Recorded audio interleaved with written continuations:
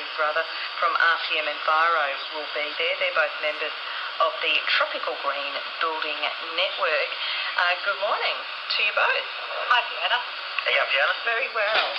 Sophie, firstly to you, your business largely works with people retrofitting their home. What does that entail? What does that mean when you retrofit your home? Well, basically, we're looking at ways that people can actually reduce their energy bills and make their homes more comfortable to live in. So looking at things such as orientation and where the sun and wind comes from and maximising that natural ventilation and solar access. And what sort of things might it entail? Let's say you came at my place. Yes. What sort of things might I have to do? Well, we can look at which rooms are orientated towards the hot areas of the house and what you can do to maybe shade windows on those sides or tint windows. You can put external shading devices around those, open up the rooms to breeze paths, because we sort of look at where the breeze paths come through and things like that. So we can do advice on that. And we're also, as you might be talking about later, just preparing a retrofitting guide for sustainability for CAFNEC, which is going to be a 20-page guide that people can look at their own homes and make some of their own assessments and look at things they can do for themselves. Is it an expensive exercise to retrofit your home?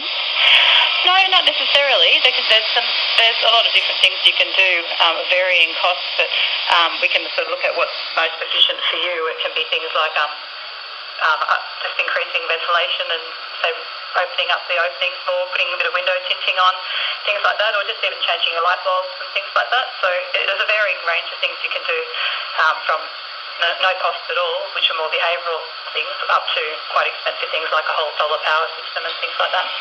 I'll bring David back into our conversation. David, you're sort of really focusing on grey water. What could we use grey water for in our homes? Well, Fiona, there's a couple of things. We break our grey water systems up into two areas. There's either a treatment or reuse.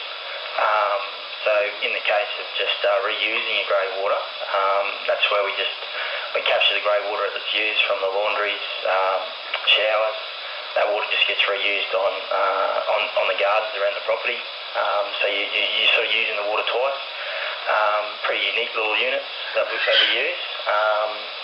Fairly power efficient, and they got little self-cleaning lint filters inside, so you don't have problems with cloggages and blockages in your irrigation and stuff like that. Then on the side of treatment, we got a system that we put in place that once again you capture the grey water as it's used, but instead of just using the raw product, we can actually treat it to a standard where it can actually be reused in the home, pump back into toilets, garden taps, etc. It's fine for direct human contact. So yeah, that's sort of the base of what we do. Are many people doing that, wanting to reuse their grey water? Not really at the moment. Unfortunately, living in North Queensland, everyone's got the thought that water is plentiful. Plentiful, exactly. But the reality is we live on the utmost arid continent on the planet. And I believe we should be trying to reuse as much as we can, because it's our most precious resource, you could say. Is it an expensive thing though to do this in your home, to use grey water? It is. I'll be honest, but there are. It's on a scale. Like I say, if you're just going to reuse the water rather than treating it, it's a much cheaper alternative. But obviously, then you're restricted to what you do with it.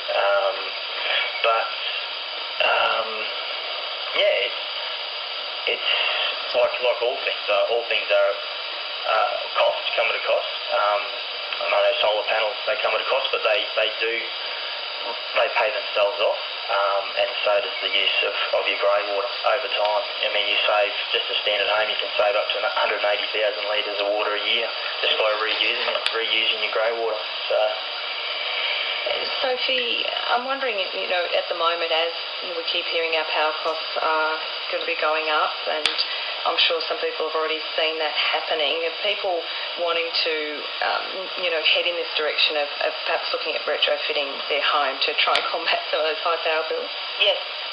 Yeah, they are. There's certainly a lot of people looking at it at the moment, and there's a lot of different ways you can do it. So I guess firstly, just using the natural elements, the cool breezes, good shading and things like that. But then there's other things such as solar power and solar hot water, and you can actually get your power bills down to virtually nothing if you install a good solar hot water system and a good solar power system. And we've got someone there talking at the meeting this afternoon from NQ Solar about that. And we've also got someone from Smithfield Mitre 10 talking about no VOC paint. So things like making your home healthier to live in, not having those kind of fumes and things like that, which is very important, especially if you have young children. What does that mean, no VOC? But VOCs are volatile organic compounds, and they're sort of harmful fumes that are in paints. And those kind of things can actually be emitted out from the paint over the life of the building. And it's actually now the same cost to paint a building with no VOC paints as it is to use paints with VOCs in them. So things like that make a difference. They don't actually cost anymore. What's the potential, do you think, for a homeowner? If they haven't got the money at the moment to do the full solar power thing, but they do want to do little things, the sorts of things you were talking about, making the most of breezeways and shading and all that sort of stuff. What's the potential saving?